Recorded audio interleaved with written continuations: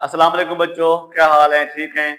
हमारा आज का टॉपिक है ट्रांजिटिव वर्ब। क्या आप जानते हैं ट्रांजिटिव वर्ब को उर्दू में क्या कहते हैं, उसकी डेफिनेशन क्या है, उनके एग्जाम्पल क्या हैं? तो आज हम आपको इंतहाई आसान करके बताते हैं।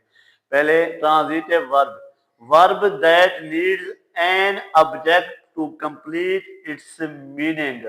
फेल वो होता है जिसको मुकम्मल करने के लिए एक ऑब्जेक्ट की जरूरत होती है, एक मफूल की जरूरत होती है अपने मानी को मुकम्मल करने के लिए। वो काम, द एक्शन, वो काम जो किसी शख्स या चीज पर असर डालता है। Example, Ali eats an apple. ये हमारी ट्रांजिटिव वर्ब है क्योंकि उसे एक ऑब्जेक्ट की जरूरत पड़ती है। Ali eats an apple. She writes, ये हमारी ट्रांजिटिव वर्ब है क्योंकि इसे भी एक ऑब्जेक्ट की जरूरत है, वो ऑब्जेक्ट है लेटर। दे प्ले क्रिकेट, ये भी ट्रांजिटिव वर्ब है क्योंकि इसे एक मफूल की जरूरत है, वो है क्रिकेट। They play cricket.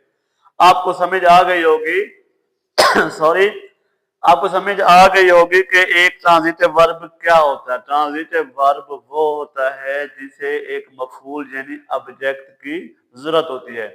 उस फेल का असर किसी शख्स या चीज पर होता है।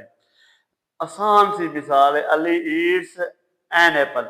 यहाँ पे ईट्स एक ट्रांजिटिव वर्ब है क्योंकि इसे एक ऑब्जेक्ट की जरूरत थी जिसे हमें मानी की समझ आ गई।